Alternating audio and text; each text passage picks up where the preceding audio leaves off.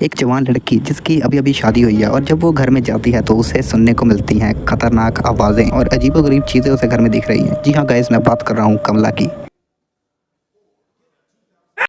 और जो गेम के डेवलपर के बारे में मैं आपको बताऊंगा वो सच में ज़्यादा मज़ेदार है गेम की स्टोरी से। तो वीडियो के एंड तक बने रहिए। चलिए शुरू करते हैं। आपको फैन थ्योरीज और गेम में जो हिंट्स हैं मैं उन्हीं के ज़रिए आपको स्टोरी समझाने की कोशिश करूंगा, और अगर आपको कुछ भी अलग लगता है तो आप कमेंट सेक्शन में ज़रूर बता सकते हैं। चलो भाई। तो होता कुछ ऐसा है कि आप एक तांत्रिक होते हो और आप घर में जाते हो एक्सॉर्सिज्म करने एक लड़की का जिसका नाम होता है कमला। पूरी कहानी शुरू होती है कमला के हस्बैंड से। वो शहर में स्टडी करने जाता है और वहीं पर वो एक लड़की से प्यार करता है जिसका नाम होता है कमला। मतलब कमला पढ़ी लिखी होती है। 80s के टाइम पे लड़की का पढ़े लिखे होना बहुत ही ज़्यादा अच्छी बात है। और वहाँ पर जब वो दोनों थोड़ा बहुत एक दूसरे को पसंद करने लग जाते हैं तब वो शादी करते हैं और कमला उस घर में आती है। और जो वो लड़का होता है वो पहले से ही बहुत ज़्यादा अमीर होता है गांव के लेवल पे। मतलब उनका बहुत ही बड़ा घर होता है और वो ख़ानदानी लोग होते हैं, तो उनके ख़ानदान में पुरानी चीज़ें बहुत चल रही होती हैं। और जैसे ही कमला घर में जाती है उसके साथ अजीबोगरीब चीज़ें होने लग जाती हैं। उसे अजीबोगरीब आवाज़ें आती हैं, उस कुछ ना कुछ दिखता रहता है। और वो जब अपने हस्बैंड को बताती है तो उसका हस्बैंड ध्यान नहीं देता, ये सोच के कि हमारा घर पुराना है और ये शहर की लड़की है तो ये सब चीज़ें दिखना प्रीटी नॉर्मल है। और धीरे धीरे कमला एक राक्षस में बदल जाती है। मतलब वो रहती कमला ही है पर उसकी आवाज़ बदल जाती है और उसकी आंखें का कलर भी चेंज हो जाता है और वो समहाउ एक डीमन लगने लग जाती है।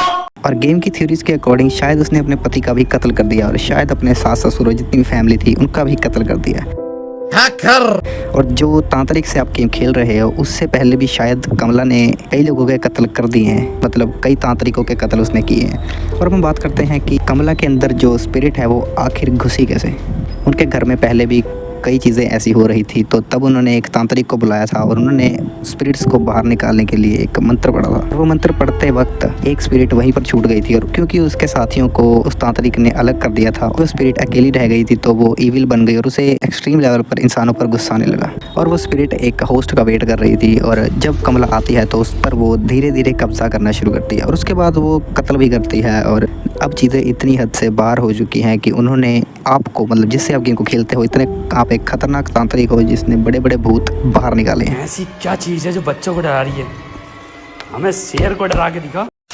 उन्होंने कमला को घर के अंदर ताला लगा के रखा है ताकि कोई ना ही अंदर जाए और ना ही कमला बाहर आए। और सब लोग कमला से इतना डरते हैं कि कमला अंदर भूखी प्यासी बैठी है और शायद अभी वो कमला नहीं है, उसके अंदर जो है वो भूखा प्यासा बैठा है। कमला को भूख नहीं लग रही और अगर ज़्यादा देर तक वो उसके अंदर रहता है तो ऑब्वियसली कमला की जान बचाना इम्पॉसिबल है। So what's up guys? अब इन सब चीज़ों से हमारे दिमाग में एक सवाल आता है कि उस स्पिरिट ने कमला पर ही क्यों कब्जा किया। मतलब बाकी के फैमिली मेम्बर्स भी थे उस घर में, बहुत सालों से रह रहे और लोग भी आ जा रहे थे उनके घर में कमला के आने से पहले। तो तब तक उस स्पिरिट ने किसी और पर कब्जा क्यों नहीं किया, सिवाय उसने सिर्फ कमला को ही क्यों चुना। मुझे क्या पता, मुझसे पूछी जा रही है बार बार।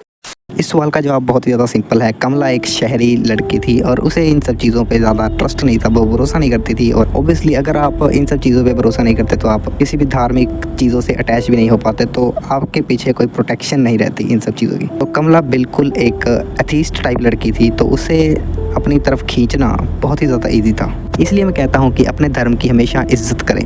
आप तब तक ही एथीस्ट हो जब तक आपको ये सब चीज़ें असल में नहीं मिल जाती। तो दोस्तों हमारे इंडियन लोग जो है ना, जब ये चीज़ें सामने आती हैं तो सबको भगवान याद आ ही जाता है। कई थ्योरीज के अकॉर्डिंग एक बात और है कि शायद कमला का हस्बैंड अभी जिंदा हो। एंड में वो तांत्रिक कमला को बचा लेता है और उस स्पिरिट को खींच के बाहर निकालता है और लाइक किसी और ही रियल में भेज देता है।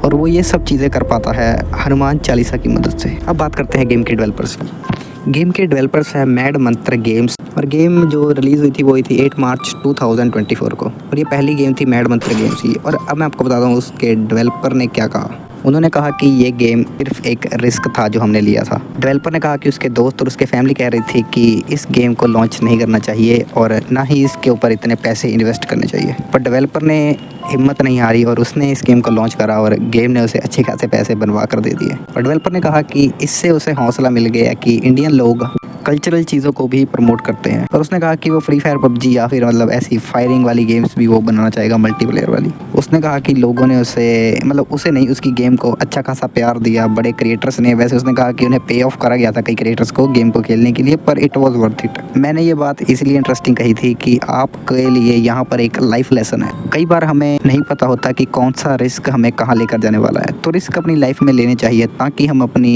लिमिट से या फिर आप कह सकते हैं अपनी लाइफ लाइफ की जो डोर है उसे बढ़ाने के लिए रिस्क लेना बहुत ही ज़्यादा इंपॉर्टेंट है। खैर मिलते हैं अगली वीडियो में, तब तक के लिए धन्यवाद। और अगर आप कोई भी गेम की स्टोरी जानना चाहते हैं आप मेरी वीडियो के नीचे कमेंट कर सकते हैं, मैं आपको ज़रूर बताऊंगा। वैसे भी मेरे पास कंटेंट की कमी चल रही है तो आप ज़रूर कमेंट कीजिए अगर आप कोई गेम की स्टोरी सुनना चाहते हैं मेरे मुँह से। धन्यवाद।